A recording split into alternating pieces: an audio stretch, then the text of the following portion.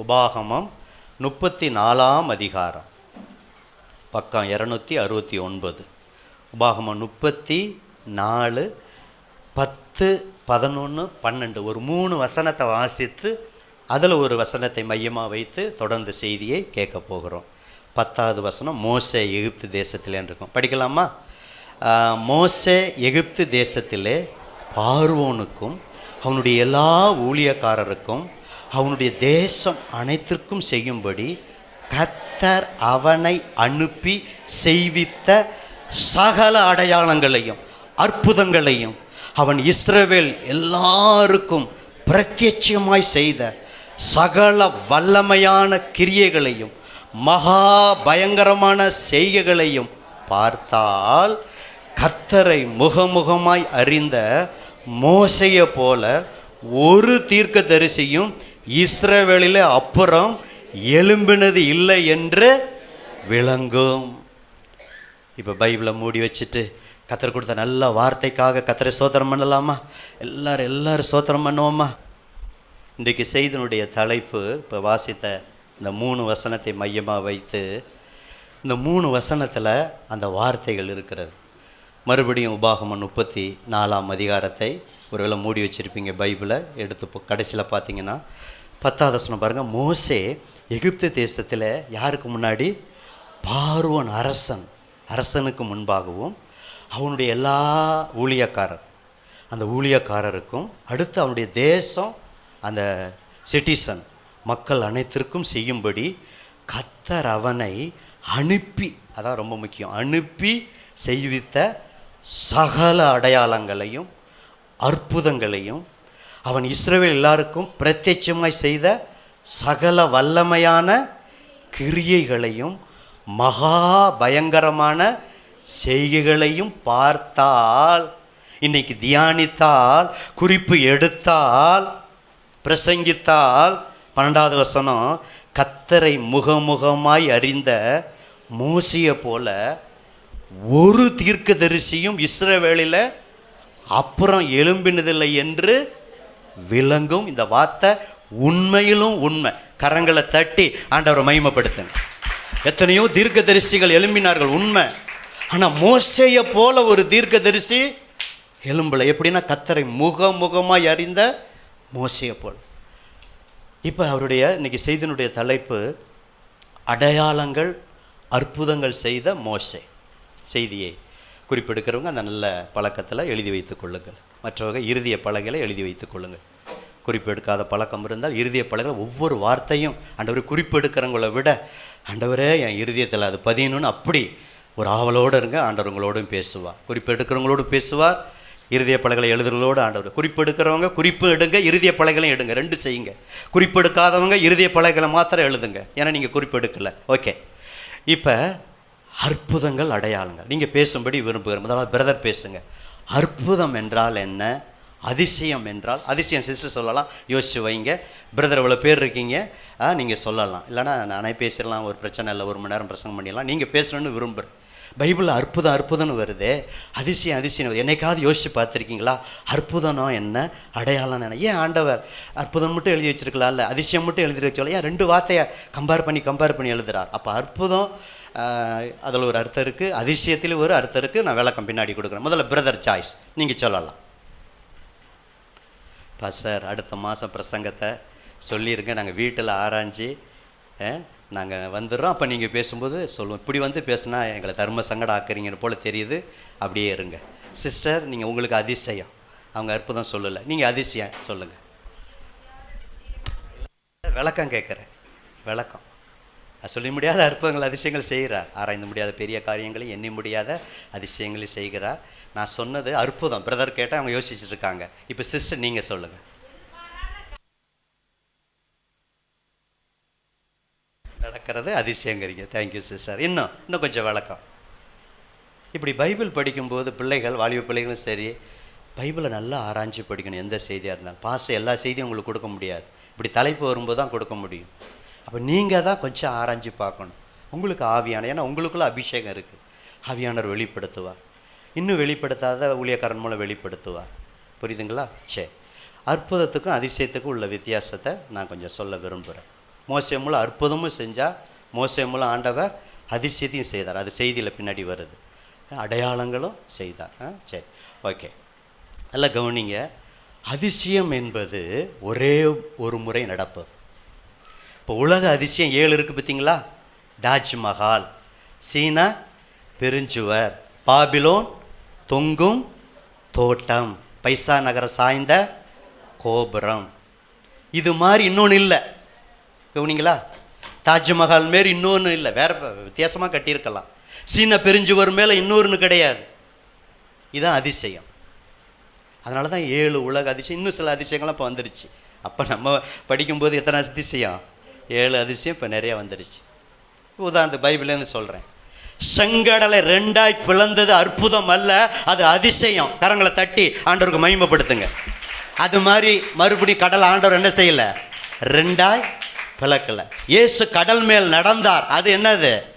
அதிசயம். இன்னொரு தடவை அப்படி என்ன செய்யலை? நடக்கலை. புரியுதுங்களா? பேதுரு சொன்னதால பேதுரு நடந்து வந்தார். அப்புறம் டப்புன்னு தண்ணியில் என்ன செஞ்சிட்டாரு? சாஞ்சிட்டார். பேசாதீங்கப்பா, செல்ல பிள்ளைங்க, கவனிங்கப்பா. டான்ஸ் எவ்வளோ முக்கியமோ செய்தி அதை விட முக்கியம். நல்லா கவனிங்க. அப்போ ஒரு முறை நடக்கிற காரியம் அதுதான் அதிசயம். ஆனால் அற்புதம் என்பது இயற்கைக்கு அப்பாற்பட்ட காரியம் நம்முடைய வாழ்க்கையில் நடப்பது தான் என்னது? அற்புதம். இப்படி விளக்கம் கொடுப்பீங்கன்னு நான் நினச்சேன். எழுதி வச்சுக்கோங்க, இன்னும் எப்பாவது கேட்டால் சொல்லுங்கள். இயற்கைக்கு அப்பாற்பட்ட விதத்தில் இப்போ உதாரணத்துக்கு உதாரணம் சொன்னால் உங்களுக்கு தெரியும். தண்ணீர் திராட்சரசமாக மாறுறதுக்கு வாய்ப்பே இல்லை. தண்ணீர் திராட்சரசமாக மாறினது என்னது? இயேசு செய்த முதலாவது அற்புதம். இப்படி பைபிளில் நிறைய அற்புதங்களை செஞ்சுருக்கிறார். குருடர் பார்வை அடைவது இயற்கையால் ட்ரீட்மெண்ட்டால் முடியாது.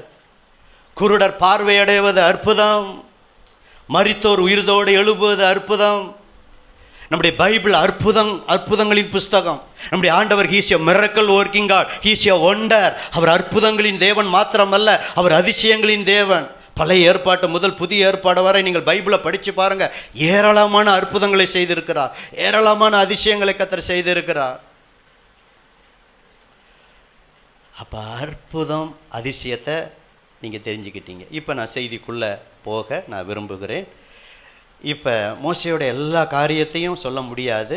இன்றைக்கி நேரம் இருக்கிற வரைக்கும், அனுமதிக்கிற வரைக்கும் சில காரியங்களை நாம் தியானிக்கலாம். அப்படி யாத்ராமத்துக்கு வாங்க. அப்படி யாத்ராமத்துக்கு நீங்கள் வாங்க. 4 அதிகாரத்தை கையில் எடுத்து வச்சுக்கோங்க. மோசையை ஊழியத்துக்கு அழைக்கிறார். மோசே சாக்கு போக்கு சொல்கிறார். அப்போ சாக்கு போக்கு சொல்லும்போது அவர் கையில் என்ன ஆண்டவர் செய்கிறாரு? ஒரு கோல். அதை தரையில் போடுன்னு சொன்னார். தரையில் போட்டவனே கோல் என்னவா மாறிடுச்சு? உடனே பாம்பா மாறிடுச்சு. எங்க கோல் பாம்பா மாறுமா? என் ஆண்டவரால் செய்ய முடியும். புரியுதுங்களா? கோலை கீழே போட்டவனே என்னாவது? இதெல்லாம் செய்கிறதுக்கு முன்னாடி சில அவரை பயிற்சி வைக்கிறார். அடுத்து உன் கையை மடியில் போடணும்னு சொன்னால் அதை வெளியே எடுக்கும்போது கையை உறைந்த மலையை போல் எப்படி இருந்துச்சு? வெண்குஷ்டமாக மாறிடுச்சுங்க. எங்க நல்லா இருக்கிற கையை மோசே மடியில் ஆண்டவர் போட சொல்கிறாரு. மடியில் போட்ட உடனேயே, கையை மடியில் போட்ட உடனே வெளியே எடுக்கும்போது கை என்னவா மாறிடுது? சற்று நேரத்துக்கு முன்பு தான் கையை நல்லா இருந்த கை, இப்போ 2 கையும் என்னாச்சு? குஷ்டராய். அப்போ திரும்ப கையை மடியில் போடுங்கிறாரு. திரும்ப எடுக்க சொல்கிறாரு. எடுத்து பார்த்தா அது திரும்ப எப்படி இருக்குது? மற்ற சதையை போல் என்ன இருக்கிறது. இதெல்லாம் அடையாளம். இதை நம்பி நீ போ. மோசையோடு இருந்து நான் செய்கிற காரியம் பயங்கரமாக இருக்கும் உன்னோடு இருந்து அப்படிலாம் சொல்கிறார். சரி, இப்போ இன்றைக்கி முக்கியமாக நமக்கு அவ்வளோதான் நேரம் இருக்குன்னு நினைக்கிறேன். இந்த 10 இஸ்ரவேல் ஜனங்களுக்கு 10 அற்புதம், எகிப்து ஜனங்களுக்கு 10 வாதைகள். சொல்லுங்கள் திரும்ப. இஸ்ரவேல் ஜனங்களுக்கு 10 அற்புதங்கள். அதே அற்புதங்கள் எகிப்து ஜனங்களுக்கு என்னது? 10 வாதைகள். இப்படி அப்போ அந்த ஆரம்ப வசனம் 3 வசனம் வாசிச்ச பார்த்தீங்களா? அதான் இந்த செய்தியுடைய திறவுகள் வசனம். அப்போ மோசே பார்வோனுக்கு முன்பாக, அவன் ஊழியக்காரருக்கு முன்பாக, அங்கே இருக்கிற எகிப்து ஜனங்களுக்கு முன்பாக அற்புதங்கள், அடையாளங்கள், அதிசயங்கள் அவரை கொண்டு ஆண்டவர் செய்தார். மோசே உங்களை போல என்னை போல சாதாரண மனிதன் தான். 120 வருஷம் வாழ்ந்த சாதாரண மனிதர் தான். உங்களைப் போல என்னை போல ஒரு தாய் தகப்பனுக்கு பிறந்த ஒரு சாதாரண ஆர்டினரி பீப்புள். ஆனால் ஆர்டினரி பீப்புள் ஆண்டவருடைய கரத்தில் எடுக்கும்போது ஆண்டவர் அவங்களை எடுத்து இயற்கைக்கு அப்பாற்பட்ட விதத்தில் அற்புதங்களையும் செய்வார். ஒரே ஆங்காங்கே நடப்பிக்கிற அதிசயங்களையும் ஆண்டவர் என்ன செய்வார்? செய்வார். சரி, இப்போ 7ஆம் அதிகாரத்துக்கு நீங்கள் வாங்க. இந்த 7ஆம் அதிகாரத்தில் நீங்கள் என்ன பார்க்குறீங்கன்னா, முதல் அற்புதம் அவங்களுக்கு வாதைகளாக வந்தது. நைல் நதி என்னவா மாறினது? இரத்தமாக என்ன செஞ்சது? மாறினது. எல்லாம் புரிஞ்சுக்கங்க. நைல் நதி இரத்தமாய் மாறினது. அந்த மீன்கள் எல்லாம் என்ன செஞ்சது? செத்து போயிடுச்சு. இப்போ 7, 17, 18 ஒருத்தர் சீக்கிரமாக வாசிங்க. இதோ என் கையில் இருக்கிற கோலினால் நதியில் இருக்கிற தண்ணீர் மேல் அடிப்பேன், அது அப்பொழுது இரத்தமாய் மாறி நதியில் இருக்கிற மீன்கள் செத்து நதி நாறிப்போம். அப்பொழுது நதியில் இருக்கிற தண்ணீரை எகிப்தியர் குடிக்க கூடாமல் அரோசிப்பார்கள். இதனாலே நானே கர்த்தர் என்பதை அறிந்து கொள்வாய் என்று கர்த்தர் சொல்லுகிறார் என்று சொல் என்றார். சொல் என்றார். கர்த்தர் என்ன சொன்னாரோ அதை தான் ஒரு வார்த்தை மாற்றாமல் அப்படியே மோசே போய் சொல்கிறார். அப்படி அவர் சொல்கிறத செஞ்சதுனால மோசேயின் சொற்படி கர்த்தர் என்ன செஞ்சார்? செய்தார். அன்பு தேவ பிள்ளைகளே, கர்த்தர் உங்களுக்கு என்ன சொல்லுகிறாரோ, இது அற்புதத்துக்காக உங்கள் வாழ்க்கையில் குடும்பத்தில் அவர் என்ன சொல்கிறாரோ அதை செஞ்சீங்கன்னா நீங்கள் சொற்படி உங்களுடைய ஜெபத்தின்படி கர்த்தர் என்ன செய்வார்? அப்படியே கர்த்தர் செய்வார். சரி, செய்வார். அப்போ கோல் சர்ப்பமாக அங்கே மாறினது மாத்திரமல்ல, இந்த 10 வாதைகளில் நைல் நதி என்னது? ரத்தமாக. கவனிங்க, இந்த எகிப்து ஜனங்கள் இந்த நைல் நதியை father of all gods, father of life, எல்லா தேவர்களுக்கும் மேலான தேவன் அப்படின்னு நதியை தெய்வமாக கும்பிட்டாங்க. அதை தான் நதியை அடித்தான். நதி தெய்வம் அல்ல. அந்த எகிப்தியர்கள் தேவர்கள் மேல் நீதியை செலுத்தி நான் தான் ஜீவனுள்ள தேவன், யெகோவா தெய்வம் என்று என் ஆண்டவர் மோசே மூலம் பார்வோனுக்கும் அவருடைய ஊழியக்காரருக்கும் எகிப்து ஜனங்களுக்கும் கர்த்தர் என்ன செஞ்சார்? நிரூபித்தார்.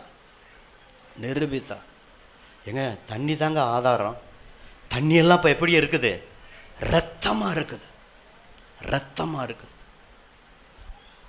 நதி அடித்து 7 நாள் ஆச்சு. ஊற்ற தோன்றுறாங்க தண்ணீருக்காக. அப்போ இதுதான் தலைமை பிசாசு.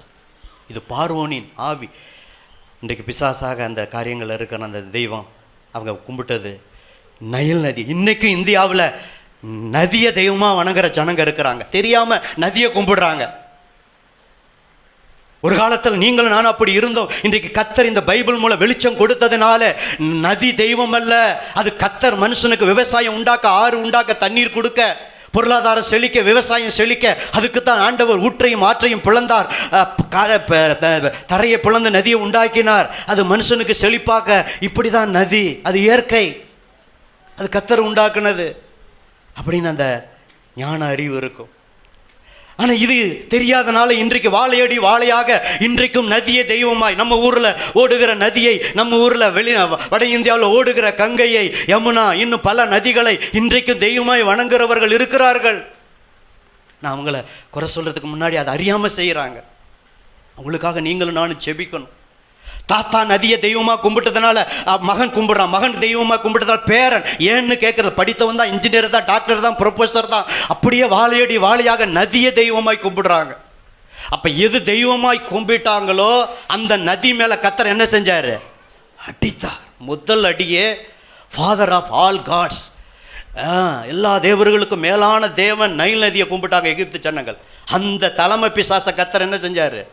ஒரு அடியை போட்டு நியாயத்தீர்ப்புக்கு அடையாளமாக, ரத்தத்துக்கு அடையாளம், ரத்தம் நியாயத்தீர்ப்புக்கு அடையாளம், நைல் நதி தெய்வம் கிடையாது அப்படின்னு சொல்லி. இப்போ என்னன்னா மந்திரவாதிகள் அப்படி என்ன செய்கிறாங்க? நீங்கள் 7:22 பாருங்கள். இதுதான் வித்தியாசம் தெரியல இன்னைக்கு. நீங்கள் யாத்திராம 7:22 பாருங்க. எகிப்தின் மந்திரவாதிகளும் தங்கள் மந்திர வித்தையினால் அப்படி செய்தார்கள். கர்த்தர் சொல்லியிருந்தபடி பார்வோனின் இருதயம் கடினப்பட்டது, அவர்களுக்கு செவி கொடாமல் போனான். ஆனால் உண்மையிலேயே அதிக நேரம் கர்த்தர் தான் பார்வோனுடைய இருதயத்தை என்ன செஞ்சார்? கடினப்படுத்தினார். பழமொழி கூட சொல்லுவாங்கள்ல, பிள்ளையும் கிள்ளிக்கிட்டு தொட்டியும் ஆட்டுற கதை. அதை ஏன் கர்த்தர் அப்படி செய்கிறீங்கன்னு கேட்கக்கூடாது. ஏங்க ஆண்டவரே, நீங்களே இருதயத்தை கடினப்படுத்தி மோசே மூலம் நீங்களே இதெல்லாம் ஆண்டவர் செய்கிறது ஏன்லாம் கேட்கக்கூடாது. பைபிளை லிட்ரலாக நம்புங்க. மாம்சத்தின்படி நம்புனா உங்களுக்கு சந்தேகம் வந்துடும், கேள்வி கேட்பீங்க, அப்புறம் பைபிள் படிக்கிறதே விட்டுட்டு போயிடுவீங்க, பின்வாங்கி போயிடுவீங்க. என் ஆண்டவர் பொய்யுரையாத தேவன், அவருக்கு எல்லாம் தெரியும். இஸ்ரவேல் ஜனங்கள் 430 வருஷம் கூக்குறல்றாங்க, ஜீவன் கசப்பாக இருக்கிறது, வைக்கோல் கொடுக்கல, பார்வோன் அடிக்கிறான், வேலை வாங்குறான், கொடுமையாக வேலை வாங்குறான். 1 வருஷம் 2 வருஷம் இல்லை, 400 அப்புறம் ப்ளஸ் 430 வருஷம் அடிமைத்தனத்தில் இருக்கிறாங்க. கூக்குரல் இடுறாங்க, ஜீவனே கசப்பாக இருக்கிறது, பெருமூச்சு விடுறாங்க. ஆண்டவருடைய ஜெபத்தை கேட்டு மோசே கர்த்தர் என்ன செய்கிறாரு? அனுப்பி அவர்களுக்கு விடுவித்த அந்த 10 வாதையில் இஸ்ரவேல் ஜனங்களுக்கு 10 அற்புதம், எகிப்து ஜனங்களுக்கு 10 வாதை. அந்த முதல் வாதை நைல் நதி என்னவா மாறினது? இரத்தமாக மாறினது. அடுத்த பக்கம் திருப்புங்கள், 8ஆம் அதிகாரம். நேரத்தை கருதி சீக்கிரமாய் போகிறேன் ஒவ்வொன்றையும். 2வது நல்லா கவனிங்க, அந்த நதியெல்லாம் என்னவா மாறினது? இப்போ தவளை.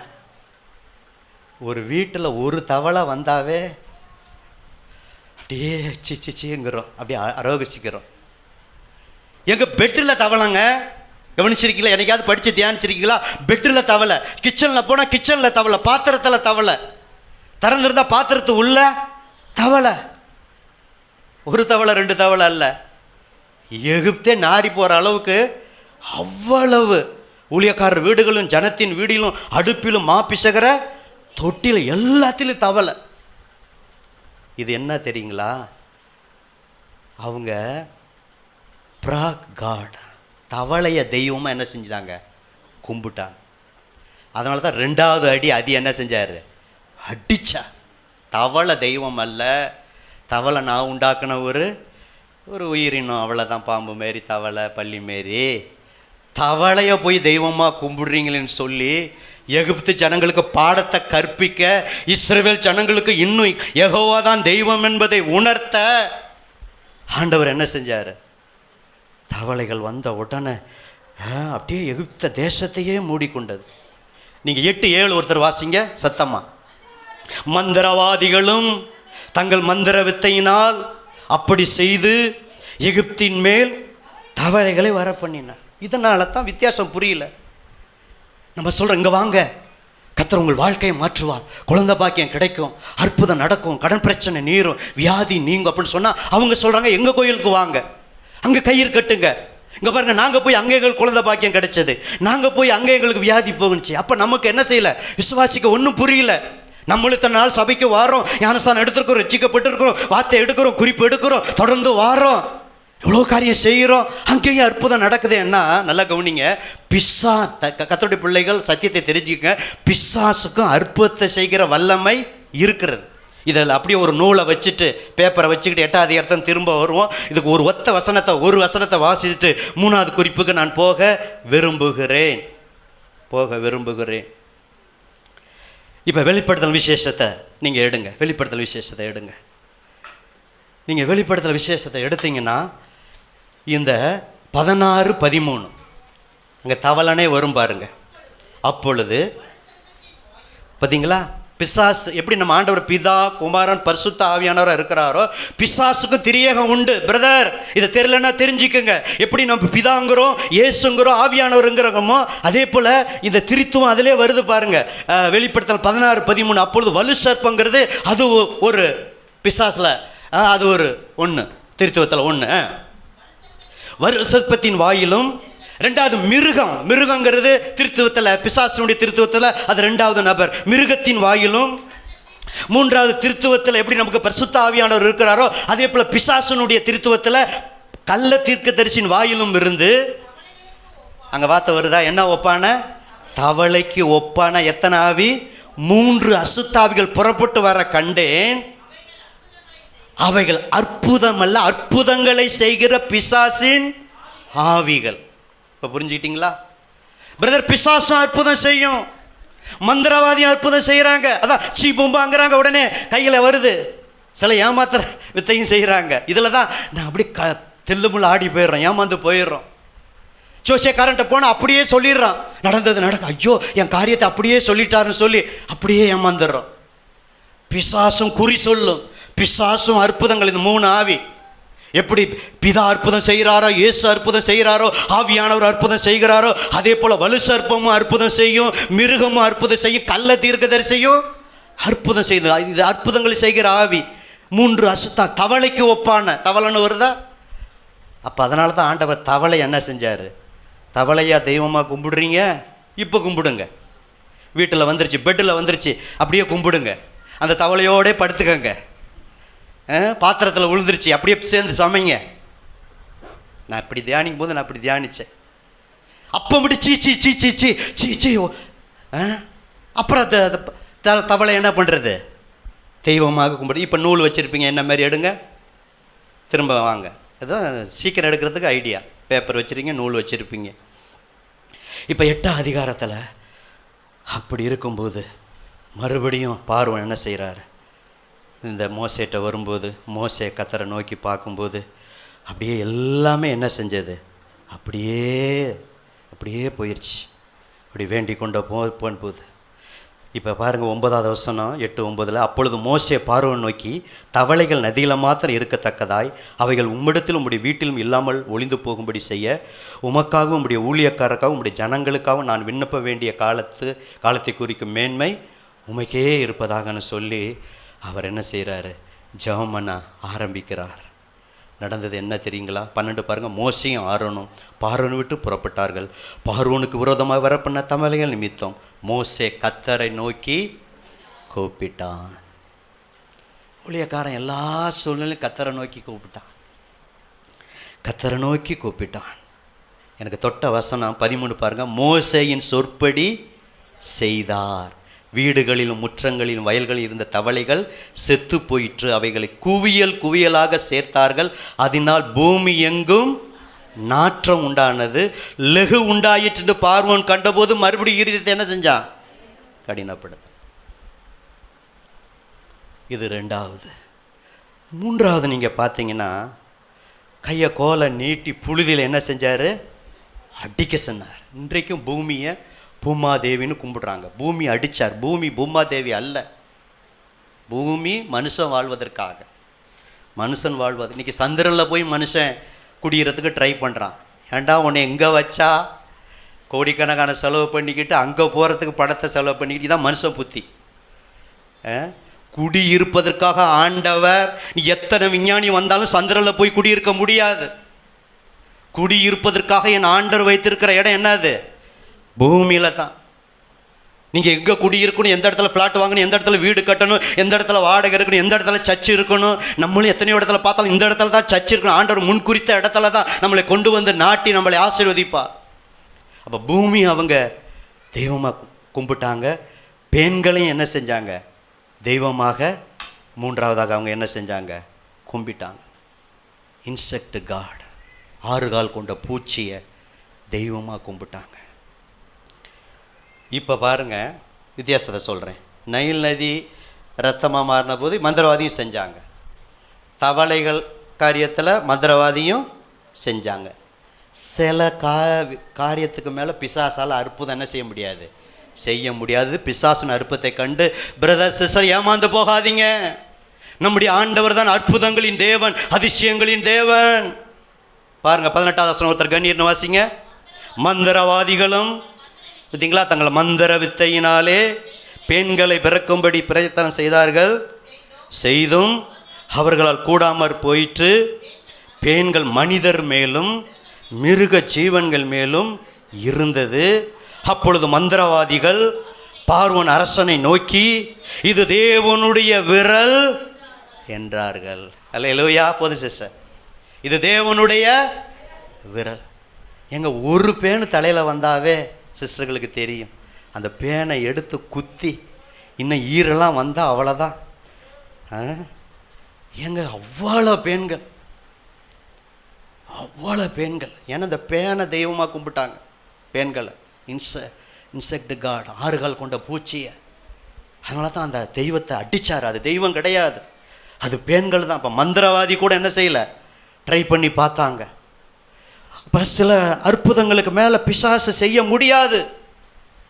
அற்புதங்களின் தேவனாகி ஆண்டவரையே நம்புங்க. அற்புதத்தின் மேல் அற்புதம் செய்வார், அதிசயத்தின் மேல் அதிசயத்தை ஆண்டவர் என்ன செய்வார்?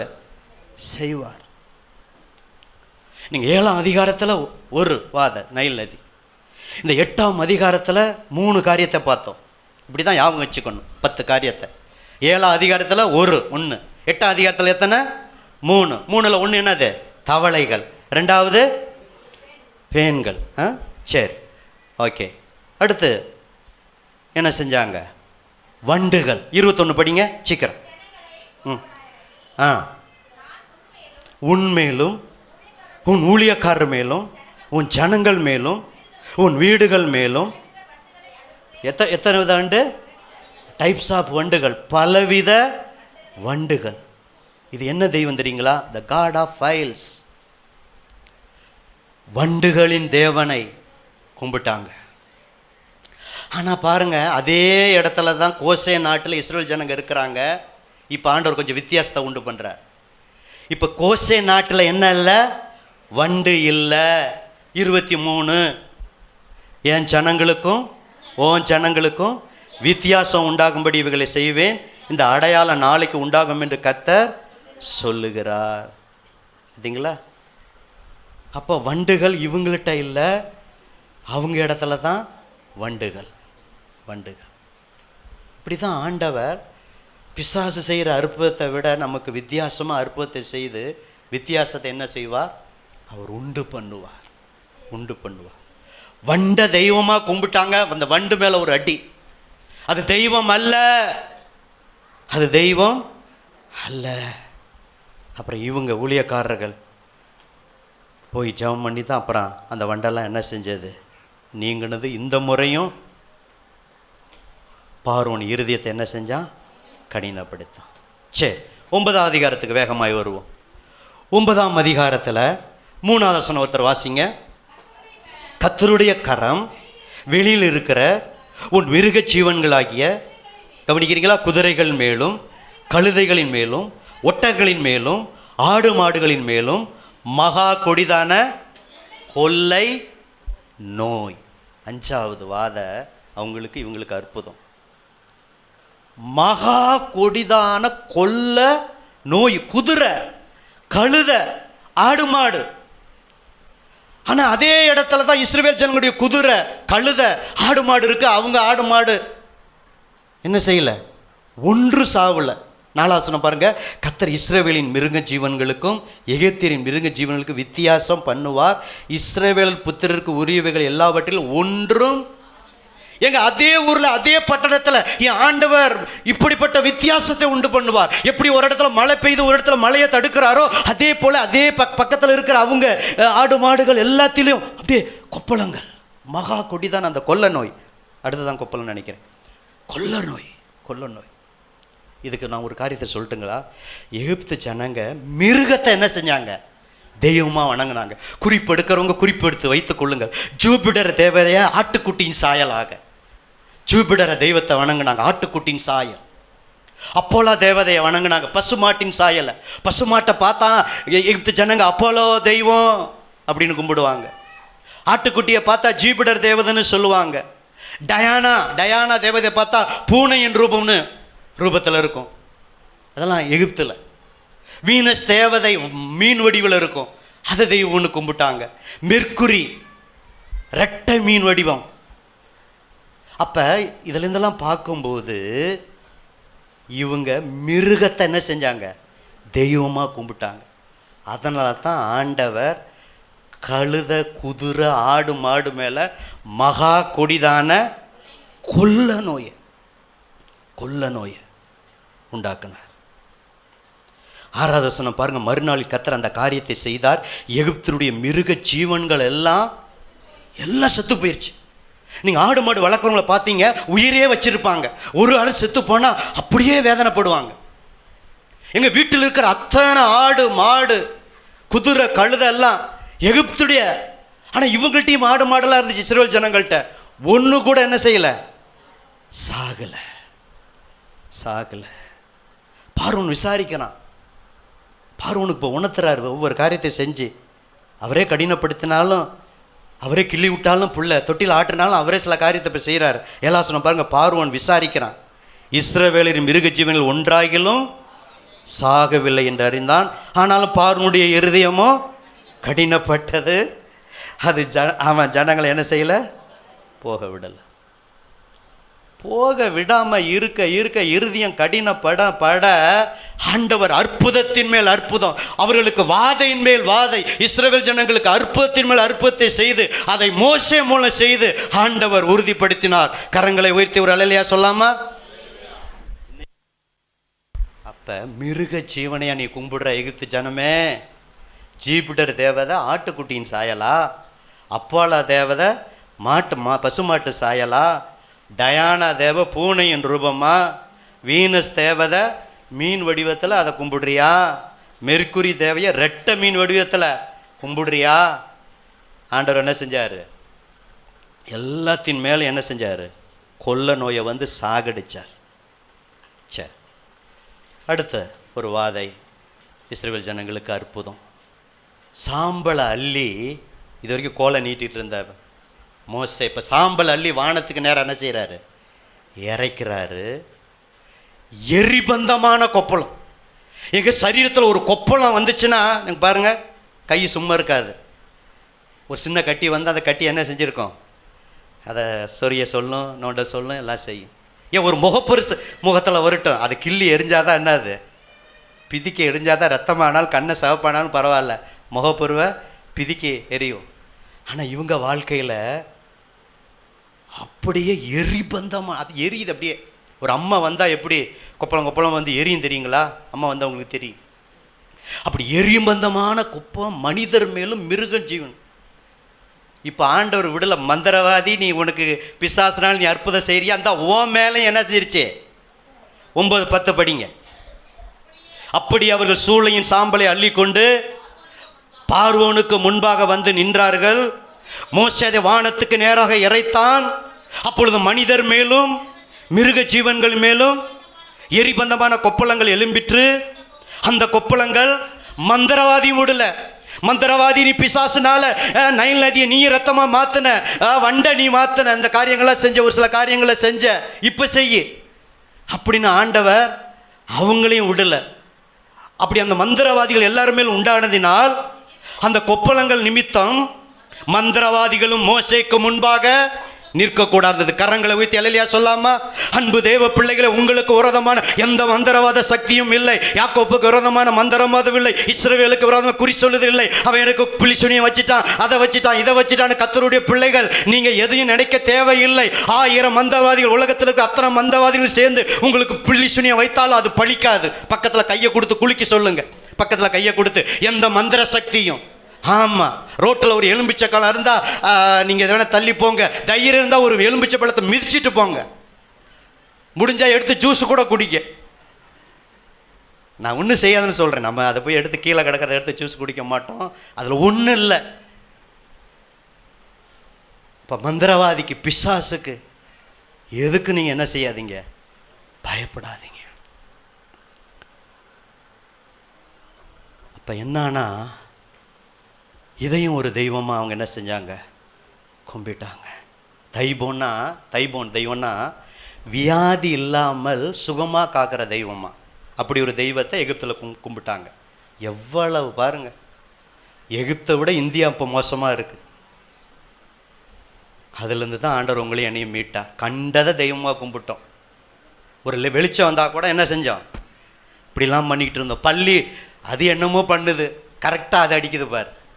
பூனை குறுக்க போகுது பார், அது சரு புருன்னு எங்கேயோ போயிட்டு இற தேடிக்கிட்டு போய். அப்பா எவ்வளோ பாரம்பரியம்! வியாதி இல்லாமல் சுகமாக காக்கிற தெய்வம்னு சொல்லி தைபோனை கும்பிட்டாங்க. ஆண்டவர் பார்த்தார், எரிபதமான கொப்பளம், அப்படி எரியுது சரீரம். ஆனால் அதே ஊரில் தான் இஸ்ரேல் ஜனங்கள் இருக்காங்க. ஒருத்தருக்கு கூட எரிபந்தமான கொப்பளம் இல்லை. ஒரு வசனம் ஞாபகம் வருது, எகிப்திற்கு வரப்பண்ண ஒரு வியாதியும் நான் உங்களுக்கு வரப்பண்ணேன், நானே உன் பரியாரியாகிய கர்த்தர். பாருங்க, இந்த காரியத்தை சொல்லிட்டு அடுத்த காரியத்துக்கு போகிறேன். மற்றவங்க தெய்வம் கும்பிடுறது ஒவ்வொன்றுக்கும் ஒவ்வொரு தெய்வம். சுகத்துக்கு ஒரு தெய்வம், படிப்புக்கு ஒரு தெய்வம், கல்விக்கு ஒரு தெய்வம், கண்டத தெய்வமாக கும்பிடுறாங்க. இப்போ நான் சொல்கிறேன், நல்லா பலத்த கைகளை தட்டி, இதுவரை நீங்கள் கை தட்டாத அளவுக்கு தட்டணும். எல்லாத்துக்கும் ஒரே தெய்வத்தை நீங்களும் நான் ஆராதிக்கிறோம். நல்லா பலத்த கைகளை தட்டி. கல்விக்கும் அவர்தான், சுகத்துக்கும் அவர்தான், சபைக்கும் அவர்தான், குடும்பத்துக்கும் அவர்தான், ஆசீர்வாதத்துக்கும் அவர்தான், உணவுக்கு அவர்தான், மழைக்கு அவர்தான். ஓ, சூரியனை படைத்தவர், சந்திரனை படைத்தவர், நட்சத்திரங்களை படைத்தவர், அதெல்லாம் சிருஷ்டிகள். நம்ம ஆண்டவர் தான் சிருஷ்டிகர், சர்வ சிருஷ்டிக்கும் அவர் எஜமான். பாடலாமா? சர்வ சிருஷ்டிக்கும் எஜமான நீரே, சர்வ சிருஷ்டியை காப்பவர் நீரே. தெரிந்தல் பாடல் தானே, பாடலாமே. எங்கள் இதயத்தில் உம்மை போற்றுகிறோ, என்றென்றும் பணிந்து தொழுவோ, எல்லா மனிதர்க்கும் ஆண்டவர் நீரே, எல்லா ஆசீர்வாதத்திற்கும் ஊற்றே, எங்கள் இதயத்தை உம்மிடம் படைக்கின்றோமே, எங்குகின்றோ உமாசீர் பெற. ரெண்டு கரங்களை பரலோகத்தை நாராக உயர்த்தி சத்தமாய் ஆஹா ஆஹா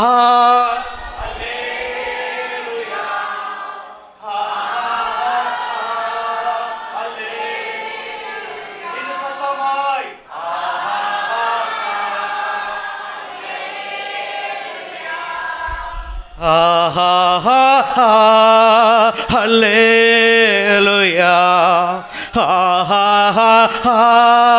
ஹல்லேலூயா, ஹல்லேலூயா, ஹல்லேலூயா, ஆமென். இதுலேயும் இறுதியும் கடினப்பட்டது. இப்போ 8:22 வேகமாக வாசிங்க சிஸ்டர். 8:22 தானா? பூமியின் நடுவில் நானே கர்த்தர் என்பதை நீ அறியும்படிக்கு என் ஜனங்கள் இருக்கிற கோசேன் நாட்டில் அந்நாளில் வண்டுகள். ஓ, இதை படிச்சிட்டோமா? ஆமாம், ஓகே ஓகே, எங்கிட்ட வரணும். ஓகே, அந்த நம்ம வண்டுகள்லாம் படிச்சிட்டோம். ஓகே, அடுத்த காரியத்துக்கு நம்ம வருவோம். ஓகே சிஸ்டர், நீங்களே வாசிங்க. ஓகே, இப்போ இது வரைக்கும் 8:22 அதில் 35 கொடிய கல்மலை வருதா? ஆமாம் ஆமாம், ஓகே ஓகே, வாசிங்க சிஸ்டர், வாசிங்க, வாங்க வாசிங்க. ஆ ஆ ஆ ஆ ஆ கரெக்டாக வாசிச்சது கரெக்டு தான். கல்மலை, கொடிய கல்மலை ப்ளஸ் அக்னி. அக்னி இவங்க against to the god agriculture, Varuna பகவானை கும்பிட்டாங்க. அதனால தான் ஆண்டவர் கொடிய கல்மலையை, மலையை தெய்வமாக கும்பிட்டாங்க. மலையை தெய்வமாக கும்பிட்டாங்க. விக்கிரகம் மலையை கொடுக்காது, வானமும் தானாக மலையை கொடுக்காது. கத்தரலோ இடிமின்னலை உண்டாக்கி மழையை பெய்ய பண்ணுகிற தேவன். புரியுதுங்களா? போன வருஷம் காவேரியில் தண்ணீர் வரல. ஒரு சில விவசாயம் நடைபெற்றது. நாங்கள் இருக்கிற புல்லாம்பாடியின் சொந்த ஊர். அந்த ஊருக்கு புல்லாம்பாடி வாய்க்கால், சமயபுரம் பக்கத்தில் போகுது புல்லாம்பாடி வாய்க்கால். அதில் தண்ணீர் வரவில்லை. அநேக ஏக்கர் நிலங்கள் விவசாயம் இல்லாமல் போன வருஷம் இருந்தது. ஆனால் இப்போ நான் போய் பார்க்கும்போது தண்ணீர் இருப்பதனாலே புள்ளம்பாடி வாய்க்கால் பார்க்குற, இன்னும் காவிரி ஆறு பாய்கிற எல்லா இடத்திலும் பச்சை பசன்னு செழிப்பாக இருக்கிறதுக்கு காரணம் நம்முடைய ஆண்டவர். இங்கே அங்கங்கே மழை பெய்தாலும் அந்த பகுதியில் தண்ணி விடுகிற நேரத்தில் மேட்டூர் டேம் மிக குறைவாக இருந்தது. ஆண்டவர் ஒரு வாரத்தில் அந்த பகுதியில் மழையை பெய்து மேட்டூர் டேமை நிரம்ப செய்தார். கரங்களை தட்டி என் ஆண்டவருக்கு நன்றி சொல்லுங்க. நீங்கள் விவசாயியா இல்லாவிட்டால் காசு கொடுத்து நம்ம அரிசி வாங்குறோமே, அதை விவசாயிகள் கஷ்டப்படுகிறார்கள். பணம் கொடுத்து வாங்குறோம், ஆனால் அவர்கள் உழைக்கிறார்கள். ஒருவேளை நீங்கள் விவசாயிகள் இருந்தால் நீங்கள் வயல் நிலம், இதே கிராம சபையா இருந்தால் இந்த சபையில் இருப்பது போல் அநேக விவசாயிகளாக இருப்பார்கள். அது ஒரு தொழில். எத்தனை தரம் நம்முடைய தமிழ்நாட்டில் வட இந்தியாவில் போய் நம்முடைய பிரதம மந்திரிக்கு முன்பாக எத்தனை நம்முடைய அந்த விவசாயத்துக்கு போராடுற தலைவர்கள் எல்லாம் என்னமோ ட்ரெஸ்ஸை கட்டிக்கிட்டு அதை செஞ்சு இதை செஞ்சு எத்தனை இதை செஞ்சாங்க. ஆனால் அதிகாரிகள் கண்டுக்கவே என்ன செய்யலை இல்லை. கர்நாடகத்தை நம்ம ஏந்தி கையேந்தின நாட்கள் போதும். நம்ம கேட்பது, ஆண்டவரே கர்நாடகம் செழிக்கட்டும், அங்குள்ள வயல்கள் செழிக்கட்டும், ஆண்டவரே எங்கள் பகுதிக்கு தேவையான மழையை கத்தர் என்ன செய்யுங்க நீங்கள் தாங்கப்பான்னு ஜெபிக்கும் போது இன்னும் இந்த இப்போ இன்னும் சில காலம் பருவகாலம் மழையை, எந்த பாதிப்பு இல்லாத மழையை, எத்தனை புயல் வந்தது, எத்தனை ஆண்டால் அதெல்லாம் கடக்க செய்தா. அதே ஒரு சுனாமியாக மாறி இருக்கலாம். என் ஆண்டவர் எல்லா இயற்கை கண்ட்ரோல்லாம் அவருடைய கரத்தில் இருக்கிறது. போன வருடம் திடீரென்று சென்னையில் எவ்வளோ வெள்ளம் வந்தது. திடீரென்று அதுவும் முடிஞ்ச உடனே தெற்கு பகுதியில் தூத்துக்குடி அந்த கன்னியாகுமரி அந்த இடத்துல, திருநெல்வேலி இடத்துல எவ்வளோ பாதிப்பு ஏற்பட்டது. ஒருவேளை நீங்களும் நானும் சுகமாக இருக்கலாம். அதனால் கர்த்தருடைய பிள்ளைகள் அதற்கெல்லாம் ஜெபிக்கணும், மழைக்காக ஜெபிக்கணும். மழையை தெய்வமாக என்ன செய்யக்கூடாது, கும்பிடக்கூடாது. அதுதான் இப்போ இந்த 7வது காரியத்தில் இவங்க வர்ண பகவானை கும்பிட்டாங்க. ஆண்டவர் அதன் மேலே என்ன செஞ்சார். ஆனால் கோசேன் நாட்டில் அங்கே கல்மலை இல்லைங்க. எங்கள் மலையோட அக்கினி போணுச்சுங்க. படித்து பாருங்க. அக்கினி அப்படியே மலையோட அக்கினி, நெருப்பு அப்படியே போனால், தண்ணி மாரி போனால் எப்படி இருக்கும்? என்னைக்காவது படித்து தியானிச்சிருக்கீங்களா? ஏதோ கற்பனை கதையை நான் போதிக்கவில்லை, டைம் பாஸுக்கு போதிக்கவில்லை. நடந்த 100க்கு 100 நடந்த எகிப்தில் நடந்த உண்மையான சரித்திரத்தை ஆணித்தரமாக உங்களோட நான் போதிக்கிறேன். ஒரு அல்லையா சொல்லாமா?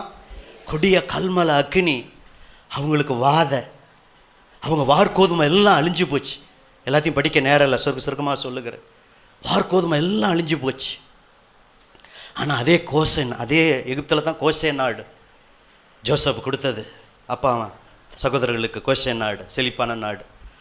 அங்கே கல்மலை என்ன செய்யலை, பெய்யலை. அக்கினி என்ன செய்யலை, பெய்யலை. சரி, ஓகே, 10 அதிகாரத்துக்கு வாங்க.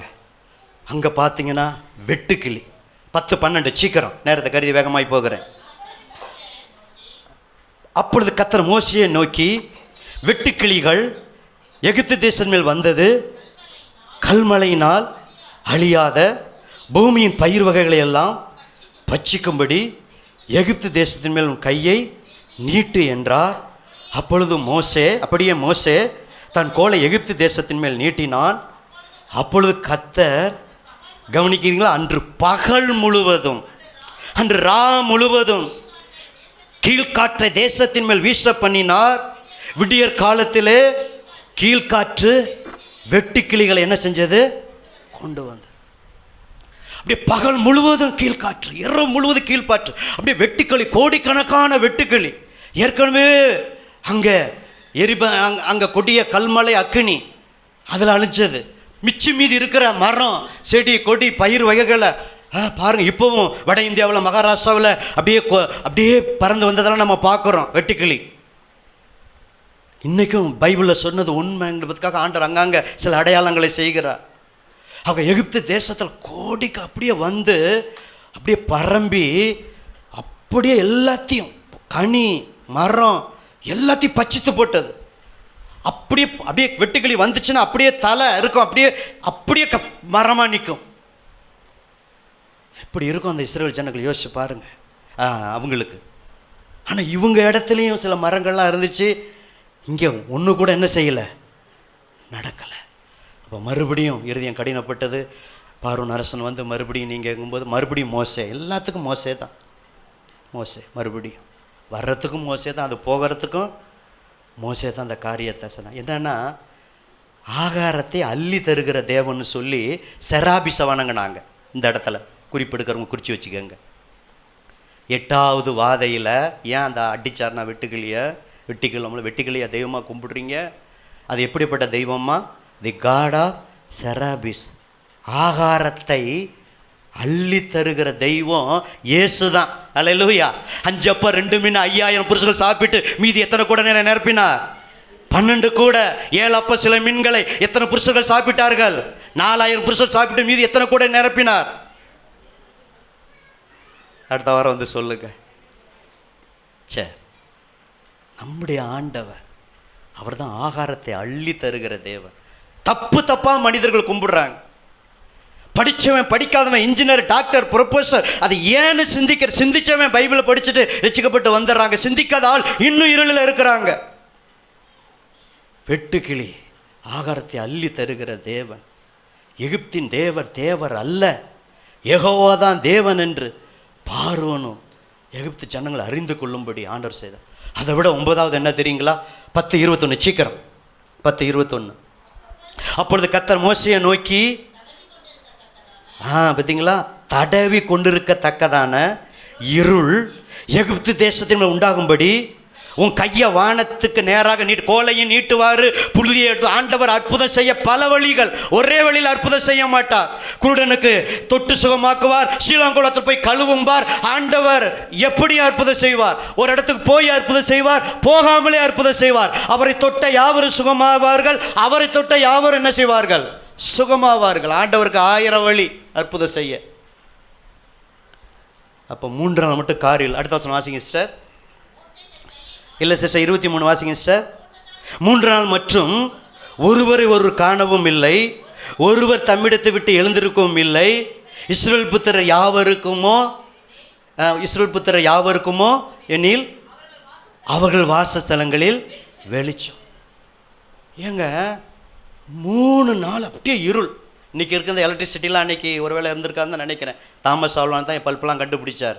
அன்றைக்கி ஒரு வேளை இப்படி எல்லாம் இருந்திருக்காதுன்னு நினைக்கிறேன். சூரியன் தான் வெளிச்சம், சந்திரன் தான் இரவில் வெளிச்சம். அப்படி 3 நாள் இருப்பு. அப்படி அம்மா எங்கே இருக்கிற, மகேஷ் எங்கே இருக்கிற, இல்லாத பேராக சொல்லணும், கோச்சிக்குவாங்க, பேர் வரமாட்டேங்குது. எங்கே இருக்கீங்க? தம்பி எங்கடா இருக்கிற? எங்கே டம்ளர் இருக்குது, எங்கே பாத்திரம் இருக்குது? 3 நாள் அப்படி தடவை வச்சுட்டார் ஆண்டவர். ஏன்னா இவங்க சூரியன் என்ன செஞ்சாங்க? தெய்வமாக கும்பிட்டாங்க. அதனால தான் சூரியனே என்ன செஞ்சார்? அவர் சொல்ல ஆகும், அவர் கட்டளையிட நிற்கும். 3 நாள் காரிருள். அதை படிச்சிங்களா? சாதாரண இருள் அல்லங்க. போய் ஒருத்தன் இடிச்சிருப்பான். வெளியிலலாம் புறப்பட்டு வந்தால் கீழே விழுந்திருப்பாங்க. வெளிச்சம் இருக்கும்போதே தடிக்கு விழுவுறோம் பட்ட பகல்ல போய் அப்படியே 3 நாள். ஆனால் அதே பக்கத்தில் இருக்கிற கோஷன் நாட்டில் எப்படி இருக்கு? இதாங்க ஆண்டவர் செய்கிற அற்புதம். கரங்களை தட்டி ஆண்டவருக்கு மகிமைப்படுத்துங்க. வித்தியாசத்தை ஆண்டவர் என்ன செய்வார்? உண்டு பண்ணுவார். 11 அதிகாரம் வாசிக்க நேரம் இல்லை. உங்கள் பைபிளை மூடி வைங்க.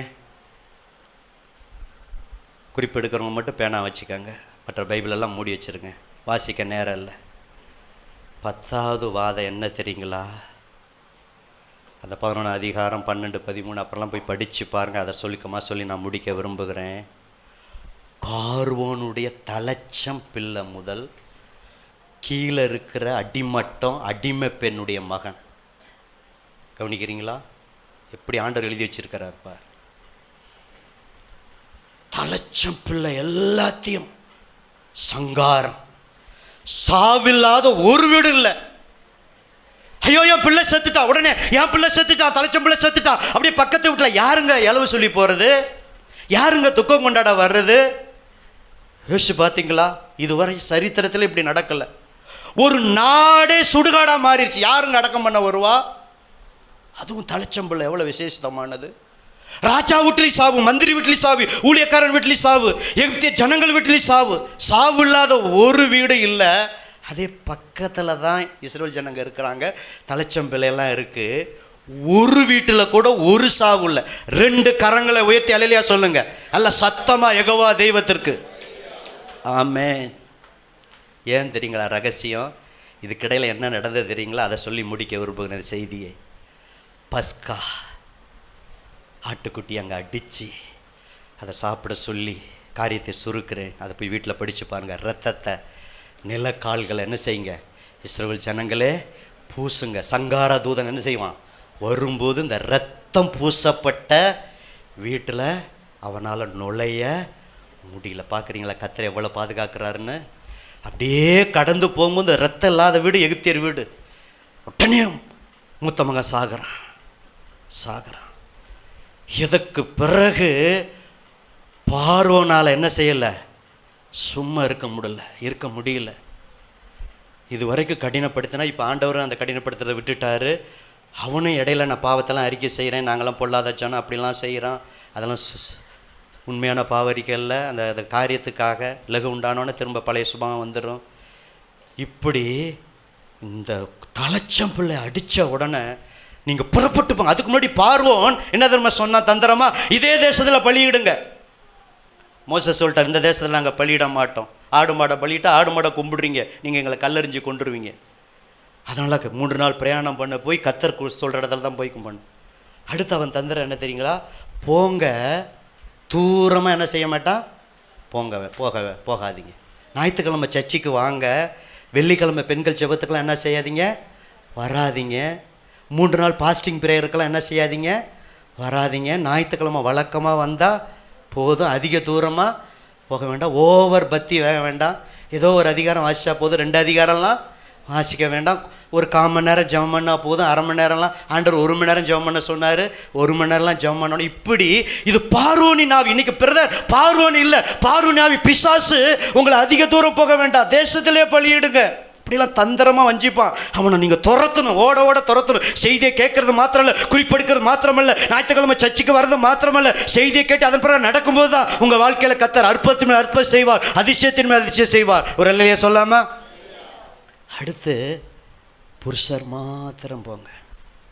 இன்றைக்கி கொஞ்சம் மாறிடுச்சு பிரதர்கள்லாம், நீ மாத்திரம் போ, வேணா உன்னை விட்டுட்டு இங்கே வந்து விட்டுட்டு போகிறேன். இதுதான் எல்லா சர்ச்சிலும் நடக்குது, நான் நம்ம சபையில் சொல்லலை. புருஷன் மாத்திரம் போங்க, பிள்ளைகள் மாத்திரம் சர்ச்சுக்கு போங்க. புரியுதுங்களா? கர்த்தருடைய பிள்ளைகள்லாம் ஆவியை பகுத்தறியுங்க. எங்கள் வீட்டில் எங்கள் அம்மா அப்பா சபைக்கு வரணும், எங்கள் வீட்டுக்காரர் வரணும், எங்கள் குடும்பமாக ஒரு சில குடும்பம் வருது, ஒரு சில குடும்பம் அல்ல, நாங்கள் குடும்பம் வரணும். குடும்பமாக வந்தால் பக்கத்து வீட்டு குடும்பமும் வரணும். ஒரு ஆராதனை அல்ல, இந்த இடம் நிரம்பி 2 ஆராதனை நடத்தணும், இன்னும் 3 ஆராதனை நடத்தணும். ஆண்டவரே ஜனங்களே எங்களுக்கு தாங்கப்பா. ஏன்னா ஜன திரைச்சியை பார்வோனுக்கு பிடிக்காது. அப்போவே ஆண் பிள்ளைலாம் நதியில் போட்டு கொண்டுன்னு பிளான் போட்டவன் இந்த பார்வோனின் ஆவி. இன்னும் சொல்லப்போனால் ஆண்கள் சபைக்கு வர்றதை விரும்ப மாட்டான். ஆனால் இன்றைக்கி இருக்கிற இந்த இளம் பிள்ளைகள் நாளைக்கு வாலிபர்கள், இவர்கள் குடும்ப தலைவர்கள். ஒரு அல்லேலூயா. ஆனால் அது வரைக்கும் காத்துட்டு இருக்கக்கூடாது. பெரியவங்களும் என்ன செய்யணும், புருஷன்மார்களும் சபைக்கு என்ன செய்யணும், வரணும். அவங்க உழைச்சா போதாது, உழைக்கிறாங்க, உங்களுக்கு தேவையானதை செய்கிறாங்க, வீடை கட்டி கொடுக்குறாங்க, நகை எடுத்து கொடுக்குறாங்க, புடவை எடுத்து கொடுக்குறாங்க. அந்த ஆத்துமா நரகத்துக்கு போனால் அன்பு சகோதரி, இந்த உலகத்தில் நீ அனுபவிக்கலாம், வீடை அனுபவிக்கலாம், நகையை அனுபவிக்கலாம், மற்ற காரியத்தை அனுப்பிக்கலாம், புருஷனோட சுகத்தை ஆரம்பிக்கலாம். ஆனால் அந்த ஆத்துமா இறந்த பிறகு ரட்சிக்கப்படலைன்னா நரகத்துக்கு போனால் அதோடைய வேதனை எப்படி இருக்கும்? அப்போ சகோதரிகள், ஆண்டவரே இந்த செய்தியை கேட்டோம், மோசே போல் நாங்கள் குடும்பமாக போனோம். அவர் சொல்கிறார், புருஷன் மாத்திரம் நாங்கள் தந்திரம் பாருங்கள், புருஷன் போனால் திரும்பி வந்துடுவாங்க. அப்புறம் என்ன தெரியுமா தந்திரம், எல்லாம் போங்க, ஆடு மாடு பலியிடுறது அதை என்ன செய்யுங்க, நிப்பாட்டிருங்கண்ணா. இல்லை ஒரு குழம்பு கூட இங்கே இருக்கக்கூடாது. குழம்பு எல்லாத்தையும் நாங்கள் கூட்டிகிட்டு போய் கர்த்தர் சொல்கிற இடத்துல தான் நாங்கள். அப்போ பார்வோனின் தந்திரத்தை இந்த மோசே முறியடித்து அற்புத அடையாளத்தை செய்து கடைசி பஸ்கா அடிக்கப்பட்ட போது அந்த ரத்தம் பூசப்பட்ட வீடுகளில் சங்கார தூதன் முளையில் நான் செய்தியை நிறைவு செய்ய விரும்புகிறேன். ஒரு பாடலை பாடி ஜெபித்து கடன் சொல்ல போகிறோம். இது வரைக்கும் கஷ்டப்பட்டாங்க தெரியுங்களா? கூலி இல்லாமல் பெருமூச்சு விட்டு செங்கல் அறுக்கக்கூட வைக்கோல் கிடைக்காம கட்டு வேதனைப்பட்டு கூக்குரலிட்டு புலம்பி 1 வருஷம் 2 வருஷம் 430 வருஷம் அடிமைத்தனத்தை மகா பயங்கர வல்லமையினால் ஓங்கிய புயத்தினாலும் என் ஆண்டவர் இரத்தத்தை அடையாளமாக, புதிய ஏற்பாட்டில் இயேசுவுக்கு அடையாளமாக ஆட்டுக்குட்டி அடிக்கப்பட்டு ரத்தம் சிந்தப்பட்டு இஸ்ரவேல் ஜனங்களை எகிப்திலிருந்து ரட்சித்தார். சத்தமா ஒரு அல்லேலூயா சொல்லாமா? நீங்களும் நான் இந்த உலகத்தில், எகிப்தாகிய உலகத்தில், தமிழ்நாட்டில் இருக்கலாம், டோல்கேட்டில் இருக்கலாம், ஏதோ ஒரு ஊரில் இருக்கலாம். இது எகிப்து. இந்த எகிப்தாகிய உலகத்தில் அடிமைத்தனத்தில் இருந்தோம், பாவத்துக்கு அடிமையாக இருந்தோம், பிசாசுக்கு அடிமையாக இருந்தோம், பாரம்பரியத்துக்கு அடிமையாக இருந்தோம். கர்த்தர் அடிமைத்தனத்தின் ஆவியெல்லாம் முறித்து உடைத்து ஆண்டவர் ரட்சித்து இன்னைக்கு திருச்சபையில் அங்கத்தினராக ஆண்டவர் வைத்திருக்கிறார். அங்கத்தினராக வைத்திருக்கிறார். இப்படி தான் ஆண்டவர் விடுவிச்சு. அன்னைக்கு ஆட்டுக்குட்டி அடிக்கப்பட்டது, இன்றைக்கு இயேசு அடிக்கப்பட்டு இந்த திருச்சபையில் அங்கத்தினர் ஆண்டவர் மாற்றினார். அவங்க செங்கடலை கடந்தாங்க. அது எது தெரியுமா? அது ஞானஸ்தானத்துக்கு அடையாளம். அப்போ ரட்சிக்கப்பட்ட நீங்கள் இது வரைக்கும் யாராவது ஞானஸ்தானம் எடுக்காது இருந்தால் சீக்கிரம் ஞானஸ்தானம் எடுங்கள். வாலிப தம்பி, உனக்கு 10-15 வயசு ஆச்சுன்னா ஞானஸ்தான சத்தியத்துக்கு கீழ்ப்படி. பெற்றோர்களே, உங்கள் பிள்ளைகளுக்கு ஞானஸ்தான சத்தியத்தை வீட்டில் கற்றுக் கொடுங்கள். பாஸ்டர் எப்பொழுதும் அந்த செய்தியை சொல்ல மாட்டார், செய்தி வரும்போது தான் சொல்லுவார். நீங்கள் சர்ச்சுக்கு வாரீங்க தம்பி, சர்ச்சுக்கு வாரீங்க வீட்டுக்காரர், நீங்கள் வாரீங்க மாமா, அத்தான் வாரீங்க, நீங்கள் ஞானஸ்தானம் எடுக்கணும் அப்படின்னு அந்த சத்தியத்தை என்ன செய்யணும்? அவங்க செங்கடலை கடந்தது ஞானஸ்தானத்துக்கு அடையாளம். பஸ்காலிலிருந்து விடுவிக்கப்பட்டது ரட்சிப்புக்கு என்னது அடையாளம். அதெல்லாம் பழைய ஏற்பாடு நிழல், புதிய ஏற்பாடு நிஜம். நிஜம். அப்படி சேனையாக புறப்பட பண்ணி அவங்க அடிமையாக தான் புறப்பட்டாங்க. என்ன நடந்து தெரியுங்களா? போய் பக்கத்து வீட்டில் போய் கேட்குறாங்க. உடனே சீக்கிரம் போங்க, சீக்கிரம் போய் செயினை கழட்டி கொடுக்குறாங்க, ப்ரெஸ்லெட்டை கழட்டி கொடுக்குறாங்க, மோதிரத்தை கழட்டி கொடுக்குறாங்க, தோடை கழட்டி கொடுக்குறாங்க. ஆமாவா இல்லைங்களா? வெள்ளி பொண்ணு உடைமையை எகிப்தையோ கொள்ளடிச்சுக்கிட்டு வந்தாங்க. அவங்க திருடலாம் இல்லை. நீங்கள் போங்க, நீங்கள் இருந்தீங்கன்னா இன்னும் அழிவு வரும். எங்கள் வீட்டில் ஆம்பளை பிள்ளைலாம் செத்துட்டா, ஏற்கனவே 10 வாத, இன்னும் இருந்தீங்கன்னா இன்னும் என்ன நடக்க போதோ தெரியல, மீதி இருக்கிற நாங்கள் மீதியாவது பொழைச்சிக்கிறோம், நீங்கள் இந்த இடத்த விட்டு போங்கன்னு சொல்லி அப்படி ஆண்டவர் அவங்கள புறப்படும் போதே சேனையாய் அடிமையாக இருந்தாங்க. அணியாக புறப்பட்டு ஆண்டவர் பாலும் தேன் ஓடுகிறனே அந்த இஸ்ரவேல் இடத்துக்கு நேராக, கானானுக்கு நேராக வழி நடத்தினார். ஒரு அல்லையா சொல்லாமா? இன்னும் நிறையா அற்புத அடையாளம் சொல்லலாம். இதோட நிறைவே செய்ய விரும்புகிறேன். எல்லோரும் எழுந்தளிக்கலாமா? இரத்த கோட்டைக்குள்ளே அது பதிவு பண்ணியிருக்கியாப்பா? அந்த ஒரு அடியை பாடி, இரத்த கோட்டைக்குள்ளே நான் நுழைந்து விட்டேன், அதுதான் நமக்கு பாதுகாப்பு. அதுக்கு முன்னாடி காடு மலை இருக்காப்பா? காடு மலையும் தம்பி, காடு மலை இருக்காப்பா? சொல்லுங்கள், பேசுங்க, காடு மலையை போடுங்க. அதுதான் அந்த இஸ்ரவேல் ஜனங்களுடைய ட்ராவல் பாட்டு. இது பாட்டு புஸ்தகத்தில் இருக்குது. வீட்டில் போய் நீங்கள் கற்றுக்கொள்ளுங்க. சோத்திரம். நாங்கள் எப்பொழுதும் கற்றுக் கொடுக்க முடியாது. ஒரு பாட்டை பாடும்போது ரொட்டேஷன் வரும்போது பல நாட்கள் ஆகும். நீங்கள் தான் கண்ணும் கருத்துமாக இருந்து இன்றைக்கி ஒரு பாட்டை காடக பாதை காடும் மலையும் இதே பாட்டு புஸ்தகத்தில் தான் அந்த பாட்டு புஸ்தகம் என்ன செய்யுது இருக்குது. வீட்டில் போய் இந்த பாட்டு புஸ்தகம் உள்ளவங்க இன்றைக்கி கற்றுக்கொண்டு நல்ல கைகளை தட்டி, இப்படி தான் இஸ்ரவேல் ஜனங்களை ஆண்டவர் என்ன செஞ்சார். 146வது பாடல் பெரிய பாட்டு புஸ்தகத்தில் 146. இந்த பாட்டு புக்கு இல்லைன்னா நீங்கள் போய் கடையில் போய் எதிலோ வாங்குறீங்க, நகை வாங்குறீங்க, எது வாங்குறீங்க. ஜிஹெச் ஹாஸ்பிட்டல் எதுக்கால பைபிள் கடை இருக்குது, பெரிய பாட்டு புக்கெல்லாம் இருக்குது. பாட்டு புக்கை வாங்க, பழைய பாட்டு புக்கை வாங்க. ஏதோ ஸ்கிரீனில் போடுறோம், இங்கே வருகிறோம். வீட்டுக்கு போனால் பாட்டெல்லாம் மறந்து போகுது. வீட்டில் ஒரு பாட்டு புக்கு இருக்கணும். வீட்டுக்கு வீடு நம்ம ஒவ்வொருத்தருக்கும் தட்டு வைக்கிறோம், ஒவ்வொருத்தருக்கும் பைபிள் இருக்குது. அதுமாரி வீட்டில் 4 பேர் தான் 4 பாட்டு புக்கு இருக்கணும். அப்படி வாங்குங்க, இதுக்காக செலவு பண்ணுங்க. பைபிள், புது பைபிள் வாங்குங்க. கர்த்தர் உங்களை என்ன செய்வார்? ஆசீர்வதிப்பார், உங்களை உயர்த்துவார். பாடலாமா? காடு மலையும். நல்ல கரங்களை தட்டி கற்றுக்கொள்ளுங்கள் உற்சாகமா. பாட பாட ராகத்தை கவனிச்சு என்னோட கூட சேர்ந்து பாடுங்கள். ராகம் வந்துடும், வீட்டில் போய் பாடுங்க.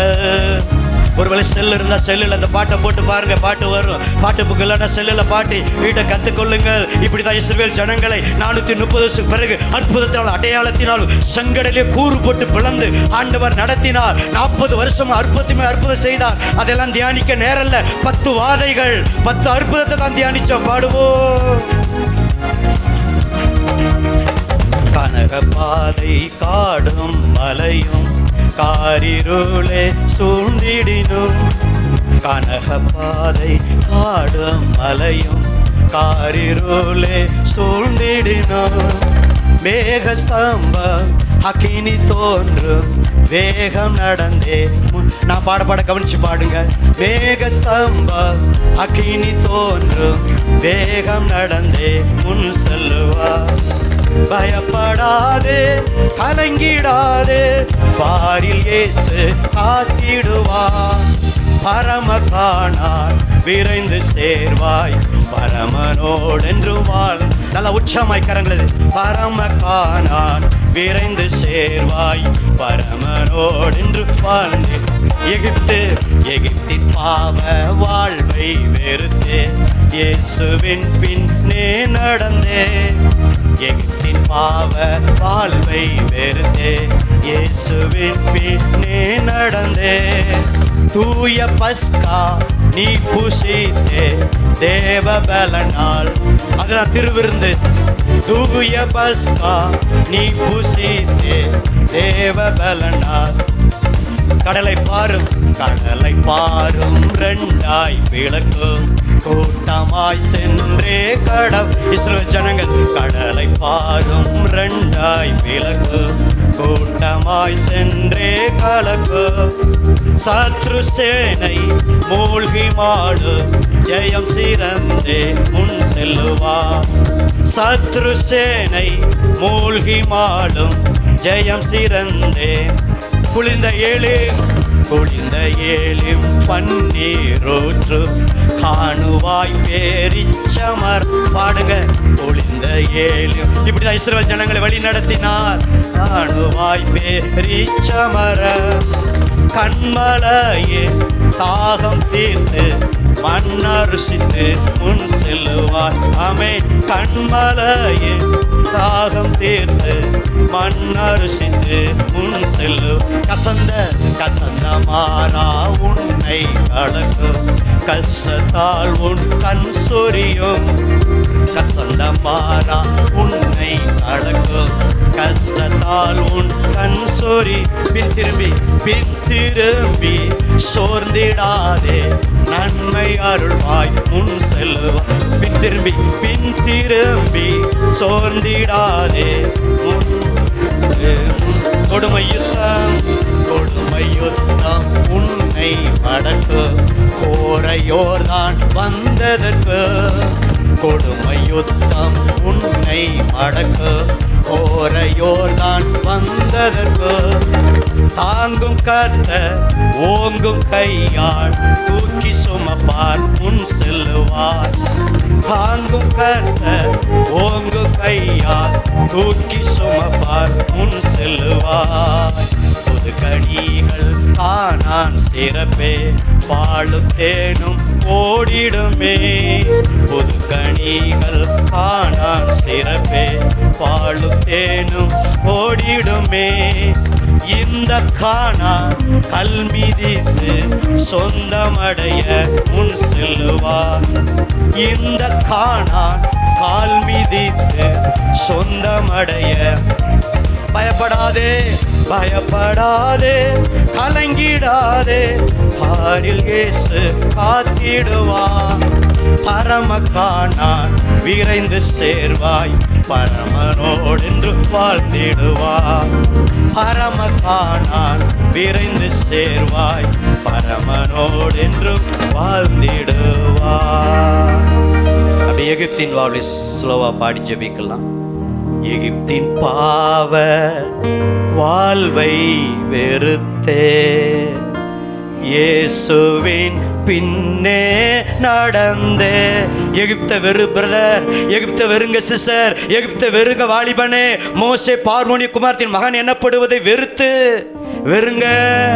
எகிப்தின் பாவை வாழ்வை வெறுத்து இயேசுவின் பின்னே நடந்து. திருவிருந்து தூய பஸ்கா நீ புசித்தே தேவ பலனால் முன் செல்லுவார். தூய பஸ்கா நீ புசித்தே தேவ பலனால் முன் செல்லுவார். இப்ப சொல்லுங்க. பயப்படாதே கலங்கிடாதே பாரில் இயேசு காத்திடுவார். பரமகானான் பரலோகம் பரமகானான் விரைந்து சேர்வாய் பரமனோடென்றும் வாழ்ந்திடுவார். ஒரு சின்ன ஜெபம் பண்ணலாமா? அப்படியே வலது கரத்தை உயர்த்தலாமா? தலையை பரலோகத்தை நேராக உயர்த்தலாமா? பரிசுத்த நல்ல பிதாவே, மோசையை குறித்து தொடர் செய்தியை தியானிக்கிறோம். இன்றைக்கு மோசே மூலம் செய்த அற்புத அடையாளங்கள் ஆண்டவரே நிறையா இருக்குது. பைபிள் முழுவதும் யாத்ராம புஸ்தகத்தில் என்னாம புஸ்தகத்தில் 10 வாதைகள் 10 அற்புதங்கள் என்ற தலைப்பிலே நாங்கள் தியானித்தோமாப்பா. ஆண்டவரே, எங்களுடைய இந்திய ஜனங்கள் இப்பேற்பட்ட காரியத்திலிருந்து விடுவித்து ஆண்டவரே யெகோவா தேவனை வணங்கணும். நாங்கள் ஒரு காலத்தில் எகிப்தில் இப்பேற்பட்ட புனிதரை தெய்வத்தை மற்ற தெய்வத்தை வணங்கி கொண்டிருந்தோம். எங்களை ரட்சித்த அன்பு தெய்வம் இன்னும் இந்த கூத்தூரிலே, பழுவூரிலே, பனமங்கலத்திலே, பள்ளி விடையிலே, சமயபுரத்திலே, சௌமியா நகரிலே, ஆண்டவரே பெரம்பலூரிலே, ஆண்டவரே டோல்கேட்டிலே, திருவண்ணக்கோவிலிலே, தாளக்குடியிலே, அகிலாண்டபுரத்திலே, வேலவாலாடி, கீழவாலாடி, வெள்ளனூரிலே, இன்னும் ஆண்டவரே நொச்சியத்திலே, இந்த சுத்துக்குற கிராமத்தில் லட்சக்கணக்கான மக்கள் இன்னும் பாவத்தில் அடிமையார்கள். நல்ல படித்தவர்கள், பட்டதாரிகள், நல்ல வீடு இருக்கு, பணம் இருக்கு, பென்ஸ் கார் இருக்கு, பேக்கில் கோடிக்கணக்கான பணம் இருக்கு, லட்சங்கள் இருக்கிறது. நல்ல இன்ஜினியர், டாக்டர், ப்ரொஃபசர், இயேசுவை அறியலையே. ஜனங்கள் விடுவீங்கப்பா.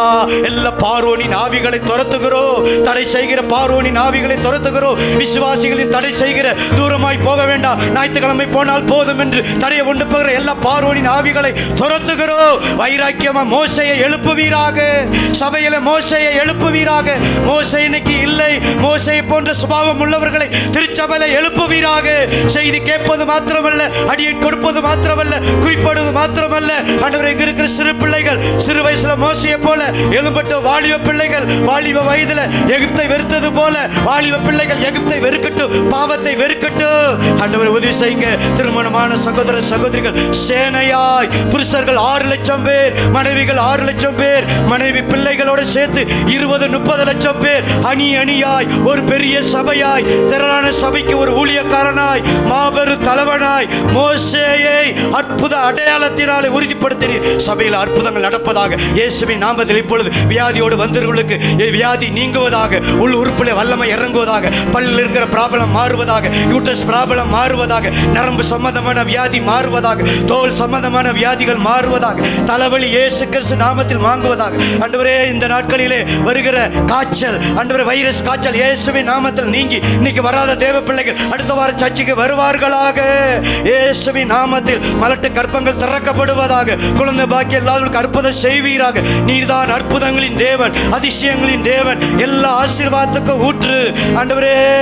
ஐயா ஆண்டவரே, அந்த ஜனங்கள் கண்டதை தெய்வமாய் கும்பிட்டார்கள். நாங்கள் கண்டதை தெய்வமாய் கும்பிடவில்லை, ஜீவனுள்ள தேவனை கும்பிடுகிறோம், யெகோவா தேவனை கும்பிடுகிறோம், பிதாவை கும்பிடுகிறோம், இயேசுவை கும்பிடுகிறோம், ஆவியானவரை கும்பிடுகிறோம். திரியேக தேவன், ஒரே தேவன், 3 ஆள் தத்துவமாய் இருக்கிறீர். அன்றைக்கு கானானுக்கு நேராக நடத்தினீர். அன்றைக்கு பட்ட கஷ்டம், சிறுமிப்பட்ட நாட்களுக்கு, துக்கத்தை கண்ட வருஷங்களுக்கு சரியாய் மகிழ்ச்சியாகிறது போல ஊழியத்தை மகிழ்ச்சியாகுங்க. ஊழியத்தில் வந்த நிந்தைகள், அவமானங்கள் மாறுவதாக. யாரை எங்களை அற்பமாய் எண்ணினார்களோ, சபை வளரவில்லை என்று கேவலமாய் பேசினார்களோ, அவளை கண் பார்க்க திரளான ஜனங்களை தருவீராக. ஆண்டவரே, 20-30 லட்சம் விசுவாசிகளோடு மோசே சென்றது போல ஆண்டவரே 2-3 இடத்துல அளவுக்கு ஜனங்கள் வருவார்களாக. வாரந்தோறும் புது ஜனங்கள் வருவதாக, அற்புதம் நடப்பதாக, வீட்டு கூட்டத்திலே அற்புதம் நடப்பதாக. இயேசுவின் நாமத்தினாலே ஆண்டவரே, அதிகாலையில் அற்புதம் நடப்பதாக, பெண்கள் ஜெபத்தில் அற்புதம் நடப்பதாக, உபவாச ஜெபத்தில் அற்புதம் நடப்பதாக, ஒவ்வொரு ஞாயிற்றுக்கிழமை அற்புதம் நடப்பதாக. அற்புதத்தை கண்டால் ஒழிய ஆண்டவரே ஜனங்களுமே நம்ப மாட்டார்களே. இன்றைக்கு பிசாசு கள்ள தீர்க்கதரிசியை கொண்டு பொய்யான அற்புதத்தை மந்திரவாதியை கொண்டு செய்கிறான். மந்திரமெல்லாம் பொய், மையெல்லாம் பொய், இயேசுதான் மெய். ஜீவனுள்ள தேவனை ஆராதிக்க ஒரு வைராக்கியத்தை தாங்கப்பா.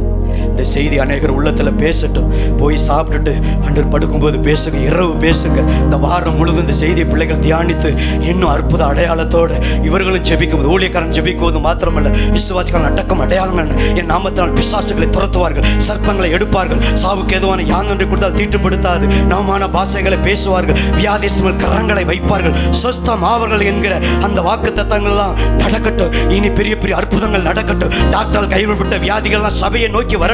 இங்கு வந்தால் அற்புதம் உண்டு, அற்புத தேவன் உண்டு என்று சொல்லி சபையை நோக்கி திரளான ஜனங்கள் வரட்டும். நாங்கள் போய் குறிப்பிட்ட நாட்கள் போதும், இனி ஜனங்களாய் ஆலயத்தை நோக்கி வரட்டும். எங்க சகோதரி மாடி கணவரெல்லாம் திருச்சபைக்கு வரட்டும், பக்கத்து வீட்டாரெல்லாம் வரட்டும். ஒரு எழுப்புதல் உண்டாகட்டும். இனி எவ்வளவு காலம் என்று எங்களுக்கு தெரியாது. வாழ்வது ஒரு வாழ்க்கை. மீது உள்ள காலத்தில் எல்லாரும் சபையார் எல்லாரும் இணைப்பட்டு ஒருமனப்பட்டு மோசேயுடைய தரிசனத்துக்கு எல்லாரும் ஒத்து இசைத்தது போல சபை முழுவதும் ஊழியக்காரருடைய தரிசனத்துக்கு, நீர் கொடுத்த தரிசனத்துக்கு ஒத்து இணைந்து செயல்பட்டு இந்த பகுதியில் உமது நாமத்தை மகிமைப்படுத்த கர்த்தர் உதவி செய்யுங்க. கர்த்தர் தெய்வம் என்று நிரூபிக்க கர்த்தர் உதவி செய்யுங்கப்பா. இயேசு கிறிஸ்து நாமத்தில் ஜெபிக்கிறோம் எங்கள் ஜீவனுள்ள நல்ல பிதாவே. சத்தமாமே, இன்னும் சத்தமாமே, இதை விட சத்தமாமே. எல்லாரும் சேர்ந்து என் ஆத்துமாவே கர்த்தரை ஸ்தோத்திரி, என் முழு உள்ளமே அவருடைய பரிசுத்த நாமத்தை ஸ்தோத்திரி, என் ஆத்துமாவே கர்த்தரை ஸ்தோத்திரி, கர்த்தர் செய்த சகல உபகாரங்களையும் மறவாதே. ஆமென்.